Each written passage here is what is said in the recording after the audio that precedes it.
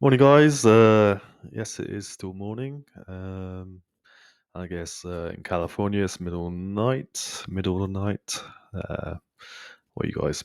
2 a.m., 2:30. New York, what would be 6:30? I guess you guys are just about waking up, especially if you are a trader. You should be well awake by now. Um, so yeah, I'm just gonna, freestyle this. Like all my videos, they're all freestyled. I don't write anything down, so I just say what I see or say what comes out on weird old brain of mine. So yeah. So I'll just so here we go. Let's just whip through everything. A general crypto chat. Um, I added a just before I came on a BTC USD from Bitfinex, so now I've got three. I got Bitstamp. It's got the markings on there. This is Coinbase with the halvings, and as you can see, we are post halving on the second one. Is this no first, second, third? So that's going to be the fourth over there, December 2023. And so I just put up a clean chart from Bitfinex. And what I did here was just actually put a baseline thing on. This is something that's not really used, but I think it's actually quite a good visual. I don't really use it myself, but just playing around with stuff. Why not? If something works for your eyes and your brain, then use it. So this is interesting tool on. I'm just on the monthly, right? You can take this area tool and basically move up the line to the previous top. So just having one green line is not very helpful. But if I do that, that's the first major bull market top. I think it hit 1100. And you could have the area baseline, what it's called, the baseline, yep, and make sure all the price action is underneath. So when it's going down, you could draw like a fib retracement on this, and like basically pick up BTC for $200, $300, $400, right? Your accumulation zone. So assets very rarely, once they're in motion, they're not going to go back to zero, are they? Even stuff that goes bankrupt, it's only if they actually get delisted from a market will they actually go to zero. I mean, say if you've got a stock that was just terrible, like a GE. GE is terrible, right? It's still hanging around there. I think it's still in the Dow, top 30, right? Maybe it's got booted out now. I'm sure like some tech companies replaced it, but I'm sure now it's in like the top 100, right? Kodak, I'm sure, is still around, and they're probably playing games and trying to be a blockchain company or something. That's a poorly run company, wasn't it? They had the patent for the digital photograph, and they just held on to it and tried to cling on to the old film development business. Who was in charge of that? Maybe it was some sort of old family business, but poor decision, right? It could have been still a giant today.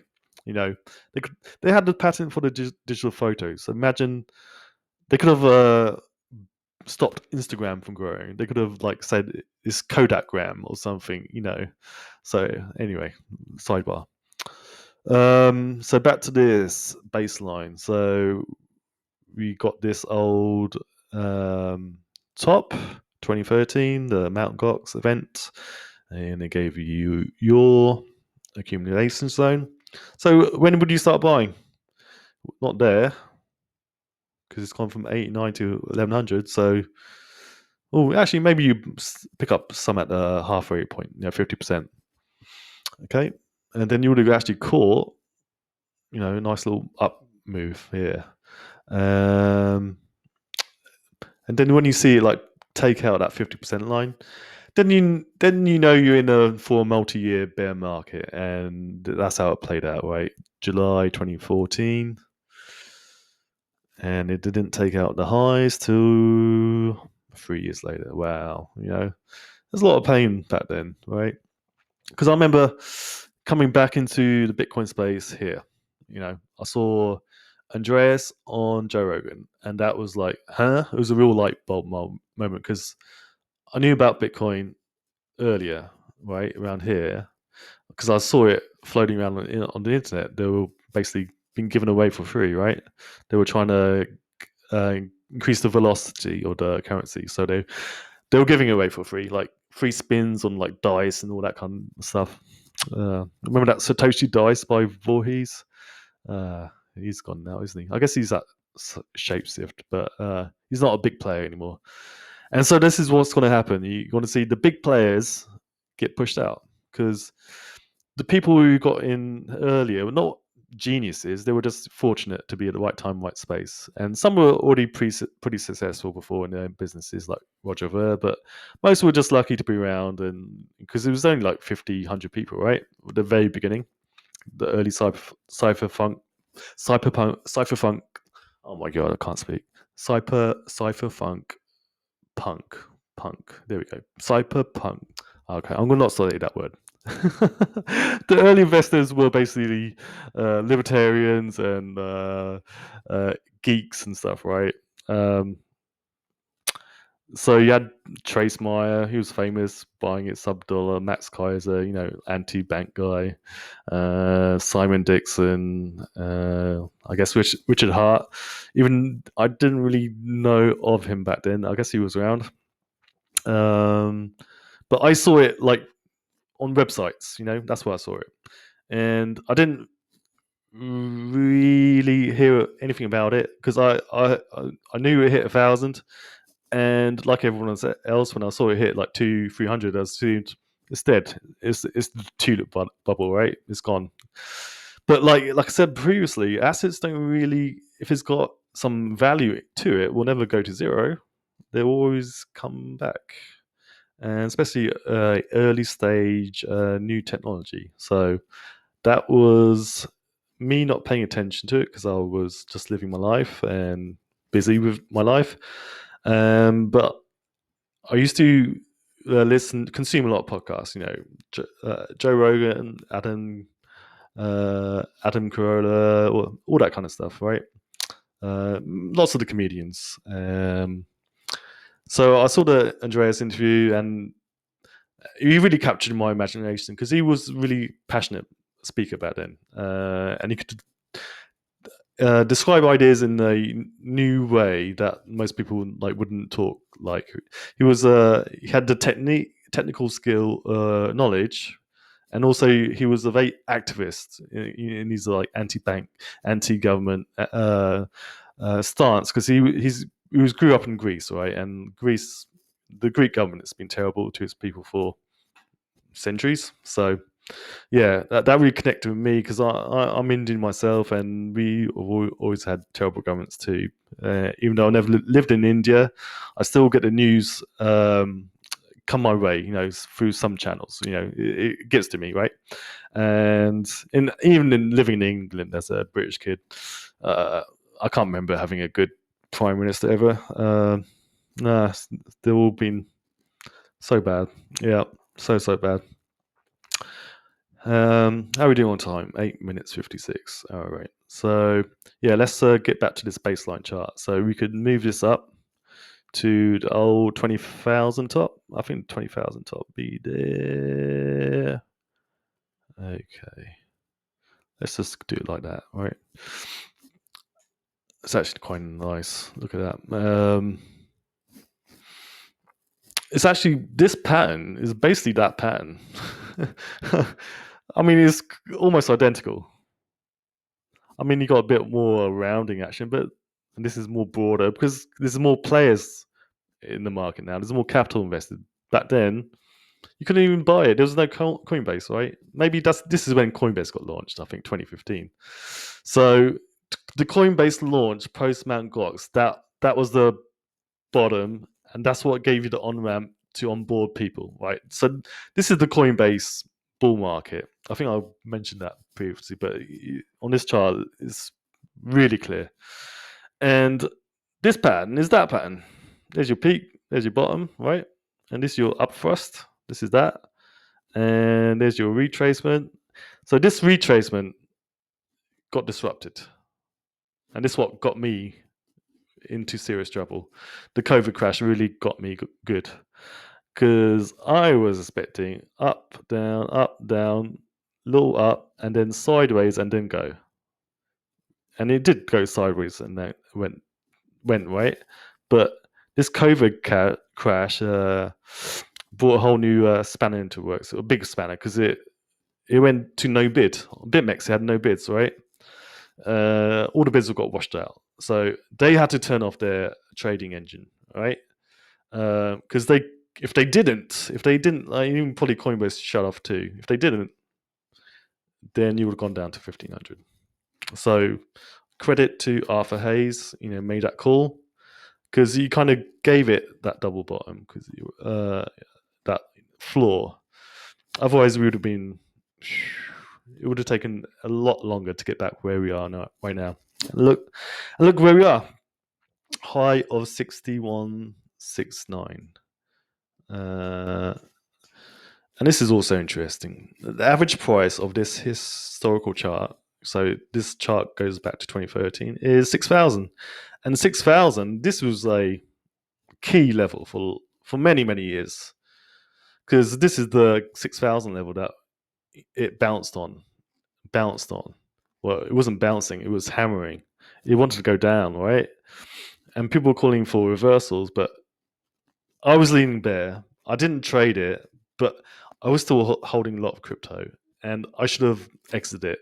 It gave you basically gave you like most of the year to get out with, like, with your profits from this bull market. So I didn't. I held pretty much, and I had to suffer through the dips, which were pretty bad. Right, it went down to, I believe, the bottom was 3,200.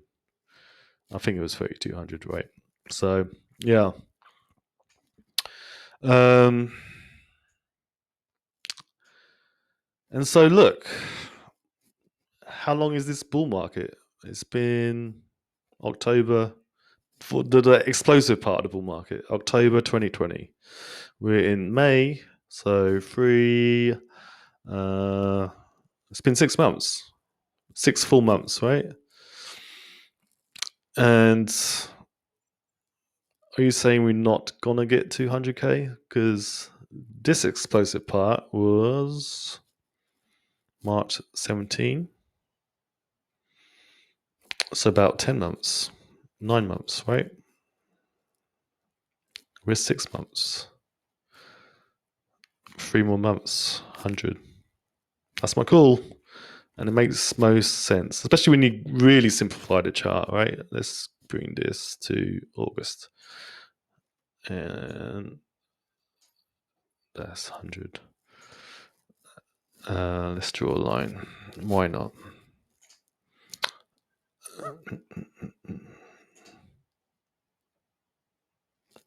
It's going to go above, so let's say 108. 108,000 by as early as May. Most likely end of May, June.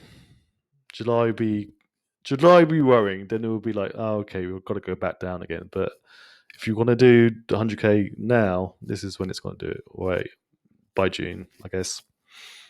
And that's going to, because what will happen if it hit 100k right now? It's going to like throw people off, because they're not.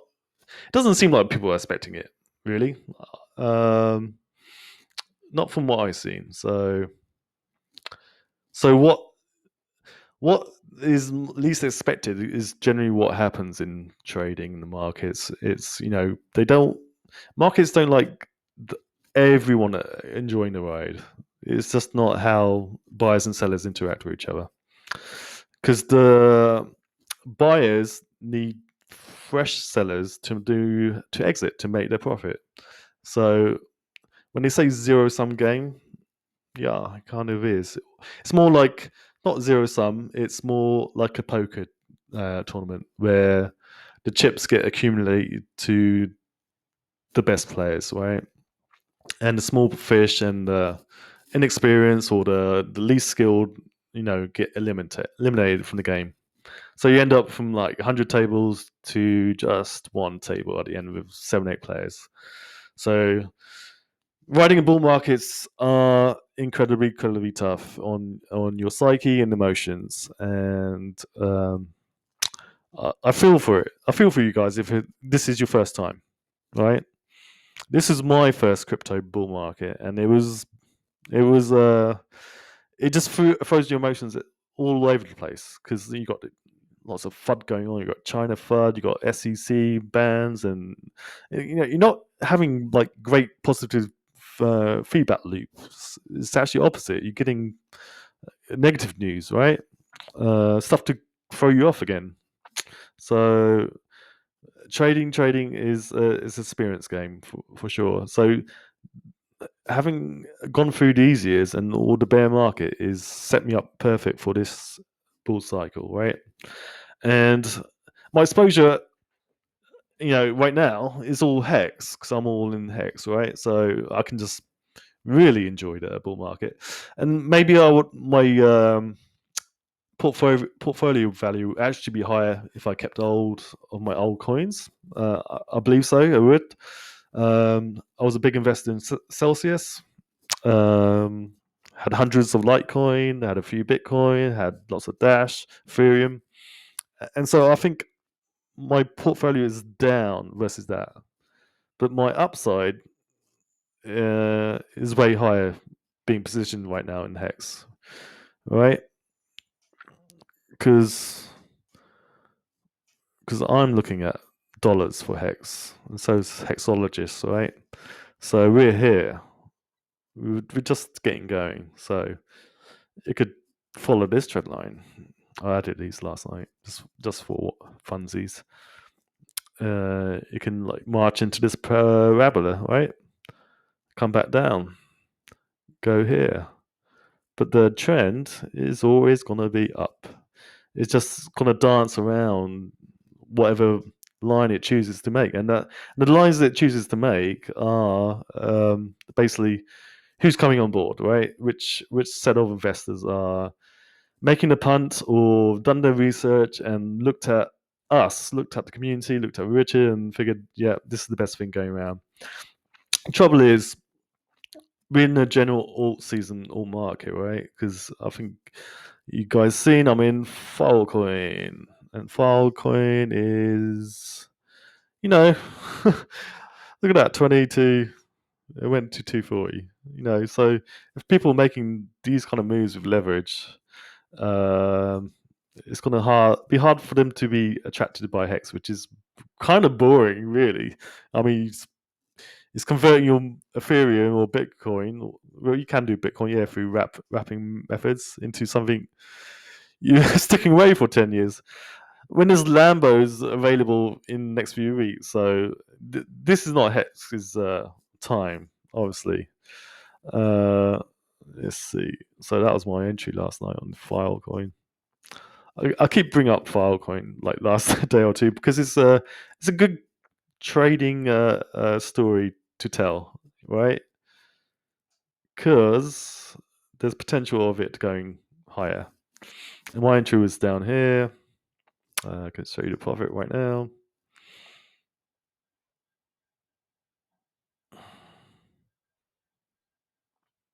Yeah, it's ticking along. $1,000 off $900, right?